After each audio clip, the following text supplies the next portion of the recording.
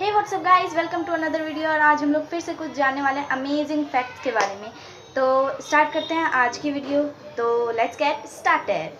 हमारा first fact होगा well के बारे में, वेल की त्वचा के बारे में। जब वेल की डेथ हो जाती है उसके बाद वेल के अंदर जो सेल्स होते हैं वो पॉइजनस गैस प्रोड्यूस करते हैं और वेल की स्किन बहुत मोटी होती है जिसकी वजह से वो गैस बाहर नहीं आ पाती है, जिसकी वजह से वो उसके अंदर कंटेन उसी के अंदर होने लगती है, उसके शरीर के अंदर, जिसकी वजह से वो निकल ही नहीं पाती और नहीं निकलने की वजह से वो एक्सप्लॉइट हो जाती है। और ऐसा ही एक केस हुआ था हमारे 2016 ऑस्ट्रेलिया में, जहां एक मार्स नाम का एक लड़का अपने पापा के साथ फिशिंग पे गया था। और जब वो एक पास गया था, जब किसी एक ऐसे ही उसने एक पिंक कलर का स्ट्रक्चर देखा था गोल सा, तो वो उसके पास गया था। लेकिन उसने जब थोड़ी दूर से देखा तो उन्हें लगा कि वो नाव पलट गई है। लेकिन जब वो उसके पास गए तो उन्हें पता चला कि ये एक वेल की डेड बॉडी है।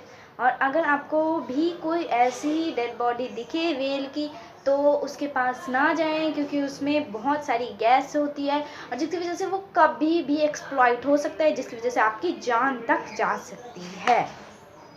तो अब बढ़ते हैं सेकंड की तरफ। तो सेकंड हमारा है कुछ पानी के बारे में। पानी हमारे अर्थ पे बहुत सारा है और यहाँ पे हम लोग वेस्ट भी उतना ही करते हैं। और अब जैसे कि देखते हैं कि जब हम लोग प्लास्टिक की बोतल्स में से पानी पीते हैं तो वो हमारे लिए बहुत बॉडी को बहुत ज़्यादा नुकसान पहुंचा देता है, क्योंकि प्लास्टिक की बोतल्स से जो भी हम लोग पानी पीते हैं वो हमारे शरीर को बहुत नुकसान करता है। इसीलिए हम लोग फ्यूचर में पानी पिएंगे नहीं, हम लोग पानी खाएंगे।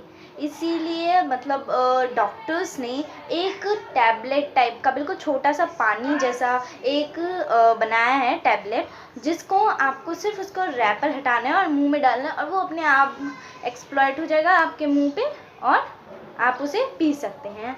तो और ये जो क्या कहते हैं, ये हमारे जो है, ये जो पानी का वो जो टैबलेट है उसे हम लोग ओहो कैप्स कहते हैं, ओहो कैप्स। तो अब हम लोग बढ़ते हैं, ये जो कैप्सूल है ये हम लोग जब फ्यूचर में जाएंगे तो हम लोग इसका बहुत यूज़ कर सकते हैं, क्योंकि एक बहुत ज़्यादा यूजेबल है, क्योंकि प्लास्टिक की बोतल्स हमारे लिए बहुत नुकसान करती है। इसीलिए ये एक अमेजिंग इन्वेंशन है। तो अब बढ़ते हैं थर्ड फैक्ट की तरफ। तो थर्ड फैक्ट में हम लोग मून की बात करने वाले हैं। इस अर्थ का एक नेचुरल सैटेलाइट सिर्फ मून है। और मून पे जैसे कि जब हम लोग मून पे जाएंगे तो अभी जितना हमारा वेट है वहाँ उसका 1/6 पार्ट दिखाएगा हमारे मून पे। मान लीजिए अभी मेरा वेट 60 kg था या होगा, तो हम जब मून पे जाएंगे तो यही हमारा 60 kg वेट वहाँ 10 kg में सिर्फ दिखाएगा, सिर्फ 10 kg। तो हमें जिम जाने की ज़रूरत ही नहीं है, हम डायरेक्ट मून पे चले जाते हैं, हमारा हो जाएगा वेट कम। Just kidding. लेकिन कितनी अलग ही बात है कि यहाँ पे हमारा वेट 60 kg है, लेकिन जब हम लोग मून पे जाएंगे तो हमारा 1/6 पार्ट दिखाएगा, 10 kg। तो ये बहुत अमेजिंग बात है। और ये इसलिए होता है क्योंकि वहाँ पे ग्रेविटेशन फोर्स, वहाँ पे ग्रेविटेशन बहुत कम है, इसीलिए वहाँ पे इतना कम वेट दिखाता है। तो अब बढ़ते हैं हमारे फोर्थ फैक्ट की तरफ। फोर्थ फैक्ट था हमारे दूध असली या नकली। हमारे लिए दूध बहुत इम्पोर्टेंट है, उससे हमें बहुत हमारी हड्डियों को स्ट्रॉन्ग करता है। दूध पीना बहुत अच्छी बात है, लेकिन जब हम लोग असली दूध पिएं, अच्छा दूध पिएं। पर अगर हम लोग नकली दूध पीते हैं या कोई ऐसा दूध पीते हैं जिसमें उसमें मिलावट हो तो वो हमारी सेहत को बहुत नुकसान कर सकता है। तो कैसे पहचानेंगे कि ये दूध असली है या नकली है? तो इसके लिए आज मैं आपको 3 तरीके बताने वाली हूँ।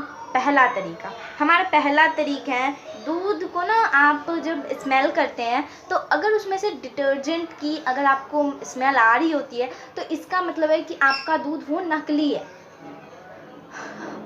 तो जब भी आप दूध लेंगे तो आप जब भी उसे स्मेल करके जब भी आप उसे स्मेल करेंगे तो अगर उसमें डिटर्जेंट की स्मेल आएगी तो इसका मतलब है वो दूध नकली है।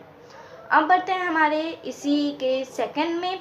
तो हमारा सेकंड तरीका है, जब आप दूध को स्टोर करते हैं तो जो असली दूध होता है वो अपना रंग नहीं बदलता, लेकिन अगर वो नकली दूध है तो वो रंग चेंज कर लेगा और वो पीला हो जाएगा। और अगर आपका दूध ऐसे ही स्टोर करने पे उसका येलो रंग हो जाता है, येलो कलर हो जाता है, तो इसका मतलब है वो दूध नकली है। लेकिन अगर उस दूध का कलर बिल्कुल जैसा था वैसा ही है तो इसका मतलब वो दूध नॉर्मल है, उसे आप लोग आराम से पी सकते हैं, उसमें कोई ख़राब चीज़ नहीं है, वो एक असली दूध है। अब बढ़ते हैं थर्ड और सबसे अच्छे फैक्ट की तरफ। थर्ड मतलब दूध को कैसे मतलब पता लगा सकते हैं, ये सबसे आसान तरीका है। दूध को आप जब मतलब दूध जब आप मतलब गिराएंगे ना तो उसकी जब आप बूंदे गिराएंगे दूध की तो उस बूंद को ना आप किसी मतलब चिकनी से पत्थर या लकड़ी पे आप जब गिराएंगे ना तो वो दूध अगर एक वाइट कलर की लाइन बनाते हुए जा रहा है तो उसका मतलब कि आपका दूध असली है। लेकिन अगर वो बिना लाइन बनाए और जैसे पानी की तरह बस बह गया, इसका मतलब आपका दूध वो नकली है। लेकिन अगर वो लाइन बना के जा रहा है इसका मतलब वो दूध असली है। तो ये थे हमारे 3 तरीके दूध को असली या नकली में फ़र्क करने के। तो अब बढ़ते हैं हमारे लास्ट एंड फाइनल फैक्ट की तरफ। ये फैक्ट हम लोग शायद आपने सुन भी रखा हो, लेकिन जो लोग नहीं जानते हैं कि एक 1954 में 92 लोगों को लेके एक फ़्लाइट जर्मनी से ब्राज़ील की तरफ निकली थी और उस जर्मनी से ब्राज़ील तक का सफ़र 18 आवर्स का था, 18 घंटे का सफ़र था। लेकिन वो फ़्लाइट वहाँ 18 घंटे के अंदर लैंड नहीं करती है। आप सोच रहे होंगे कि लेट हो गई हो, नहीं, वो कितने साल बीत जाते हैं, 1 साल 2 साल, तब भी वो लैंड नहीं करती है। लेकिन 1989 में ठीक 35 साल बाद वो एक ब्राज़ील के एयरपोर्ट पे लैंड करती है। ब्राज़ील के एयरपोर्ट पे लैंड करती है और वहाँ जब उसकी उस ब्राज़ील के जिस एयरपोर्ट पे वो लैंड करती है, वहाँ के अथॉरिटीज़ जब उन्हें कनेक्ट करने की कोशिश कर रहे होते हैं उसके पायलट को, लेकिन वो कनेक्ट नहीं कर पाते हैं, तो वो लोग वहाँ उस फ़्लाइट में जाते हैं। और फ़्लाइट में जब वो जाते हैं तो वो ऐसी चीज़ देखते हैं जिसे देखने के बाद उनके होश उड़ जाते हैं। उस फ़्लाइट में कोई भी इंसान नहीं था, उस फ़्लाइट में सिर्फ लोगों के कंकाल बचे हुए थे, ओनली कंकाल, सिर्फ उनके स्केलेटन थे। तो वो लोगों के तो स्केलेटन देख लेते हैं, लेकिन वो लोग तुरंत पायलट की सीट की तरफ जाते हैं। लेकिन जब वो पायलट की सीट की तरफ जाते हैं तब भी उन्हें वहाँ कुछ नहीं मिलता, वहाँ भी सिर्फ उन दोनों पायलट्स के कंकाल ही होते हैं। और ये आज तक कोई पता नहीं लगा पाया, माना कि विज्ञान इतना कर लिया है, इतना आगे बढ़ चुका है, लेकिन तब भी ये इम्पॉसिबल है कि अगर कोई कंकाल है उसमें तो वो फ्लाइट थोड़ी ना चला लेगा।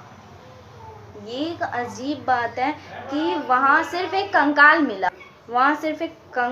मिला, तो फिर भी फ़्लाइट बिना क्रैश हुए उस पर लैंड हुई। और ठीक 35 साल बाद वो वहाँ पहुँची कैसे? लोग तो इस फ़्लाइट के बारे में बिल्कुल भूल चुके थे, लेकिन वो 35 साल बाद वहाँ कैसे पहुँची, इसका कोई आज तक थोड़ा सा भी नहीं पता चला कि वो फ़्लाइट कैसे वहाँ आई या ये सब कैसे हुआ। लेकिन आज भी बहुत मतलब भले विज्ञान इतनी तरक्की कर चुका है, लेकिन तब भी आजकल भी ऐसे ऐसे किस्से हैं जिसके बारे में विज्ञान कोई भी अपना जवाब नहीं दे पाया है अभी तक। तो ये थे आज के हमारे 5 फैक्ट। और अगर आपको ये वीडियो अच्छी लगी तो लाइक, सब्सक्राइब एंड शेयर ज़रूर कीजिए। और अगर आप फिर से और वीडियो चाहते हैं इसी फैक्ट्स की तरफ तो मेरे लाइक और सब्सक्राइब करना मत भूलिएगा। और पिछली वीडियो में जैसे कि मेरा एक फ्रेंड आया था, तो इस वीडियो में भी वही फ्रेंड दोबारा आ गया। हेलो, मैं हूँ हक्कू। तो बाय बाय।